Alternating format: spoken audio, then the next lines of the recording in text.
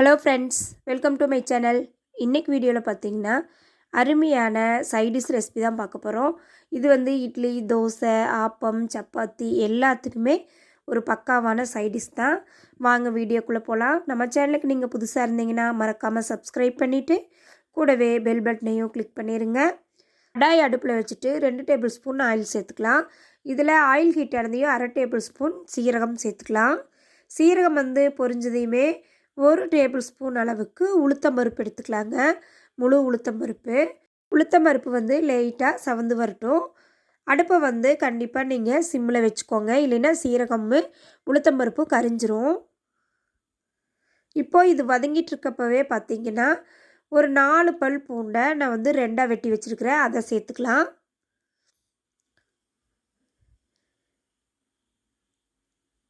சேர்த்துட்டு நல்லா வறுத்து விட்டுருவோம். இப்போ பார்த்திங்கன்னா காரத்துக்கு நான் வந்து 3 காஞ்ச மிளகாய் சேர்த்துக்கிறேன். நீங்கள் வந்து உங்கள் காரத்துக்கு தகுந்த மாதிரி கூடுதலாகவோ குறைச்சலாவோ மிளகாய் சேர்த்துக்கோங்க. நான் வந்து இது வந்து கரெக்டான அளவு எங்களுக்கு காரம் சரியாக இருக்கும். அதாவது ஒரு 3 பேர்த்துக்கு உண்டான சட்னி அளவுக்கு தான் நான் வந்து இப்போது இந்த அளவுகள் சொல்லியிருக்கிறேன். இப்போ பார்த்திங்கன்னா 3 காஷ்மீர் சில்லி எடுத்துக்கிறேன். இது வந்து கலர் தான், காரம் இருக்காது.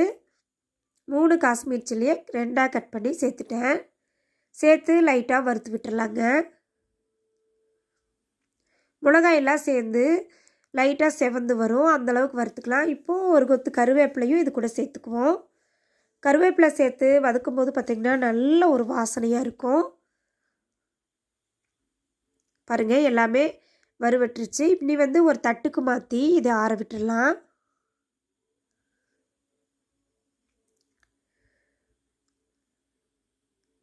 இப்போது இதே கடாயில் பார்த்திங்கன்னா நம்ம முதல்ல சேர்த்துன ஆயிலே சரியாக இருக்கும்.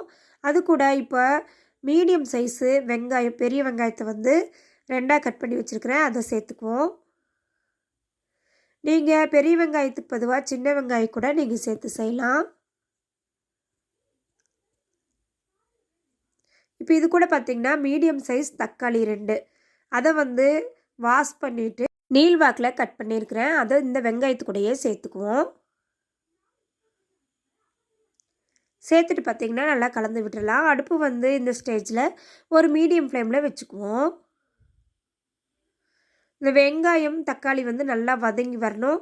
தக்காளி வந்து நம்ம போட்டிருக்கிறது வந்து வெந்து நல்லா குழஞ்சி வரும், அந்த அளவுக்கு நம்ம வதக்கி விட்டுடலாம்.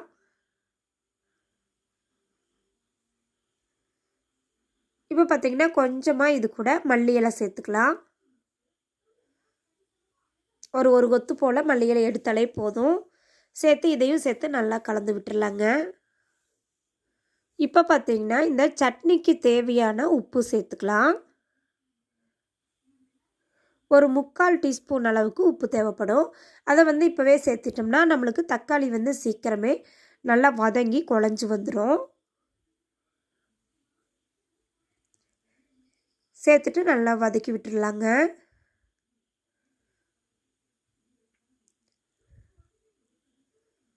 பாருங்கள், நம்ம சேர்த்துன தக்காளி வந்து ஓரளவுக்கு நல்லா குழஞ்சி வந்துருச்சு.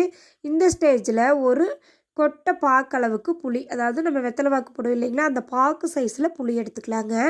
நம்ம தினமும் வந்து எண்ணெய் சட்னி அரைக்கிறதுன்னு ஒரே குழப்பமாக இருக்கும்போது இது மாதிரி ஈஸியாக ஒரு வேளைக்கு சட்னி செஞ்சு பாருங்கள். இது இட்லி, தோசை, சாதம், சப்பாத்தி எல்லாத்துக்குமே சூப்பராக இருக்கும். சாதத்துக்கு கூட இது ஒரு டீஸ்பூன் சட்னியும் ஒரு 1/4 டீஸ்பூன் நெய்யும் சேர்த்து சாப்பிட்டிங்கன்னா ரொம்ப டேஸ்ட்டாக இருக்கும். பாருங்கள், நல்லாவே வெந்து குழஞ்சி வந்துருச்சு. இந்த ஸ்டேஜில் ஸ்டவ் ஆஃப் பண்ணிவிட்டு நம்ம ஆற விட்டுருவோம். ஆற விட்டுட்டு மிக்ஸி ஜாருக்கு மாற்றிக்கலாங்க.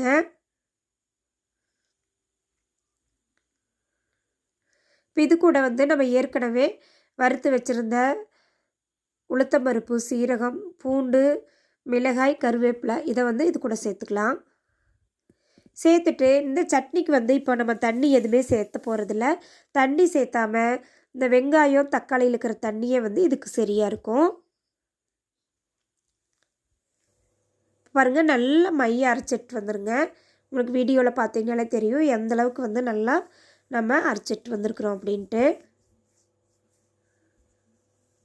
அவ்வளோதாங்க, ரொம்பவே சூப்பரான டேஸ்டியான சட்னி வந்து நம்மளுக்கு ரெடி ஆயிடுச்சு. இப்போ இதுக்கு வந்து தாளிப்பு கொட்டிடலாம். ஒரு 1.5 டேபிள் ஸ்பூன் அளவுக்கு ஆயில் எடுத்துருக்கிறேன். கொஞ்சம் போல் கடுகு,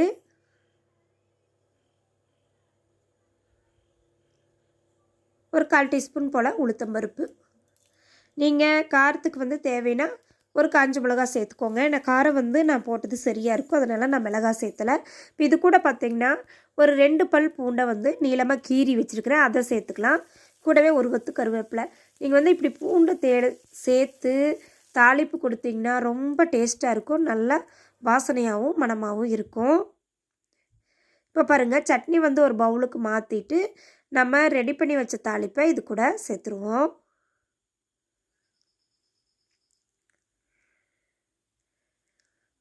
அவ்வளோதாங்க, சூப்பரான டேஸ்டியான அருமையான ஒரு சைடிஷ் ரெசிபி ரெடி ஆயிடுச்சு. இது இட்லி, தோசை, சாதம், சப்பாத்தி எல்லாத்துக்குமே சூப்பராக இருக்கும். ட்ரை பண்ணி பாருங்கள். இந்த வீடியோ பிடிச்சிருந்தா சேனலை மறக்காமல் சப்ஸ்கிரைப் பண்ணிவிட்டு லைக் பண்ணுங்கள், ஷேர் பண்ணுங்கள், கமெண்ட் பண்ணுங்கள்.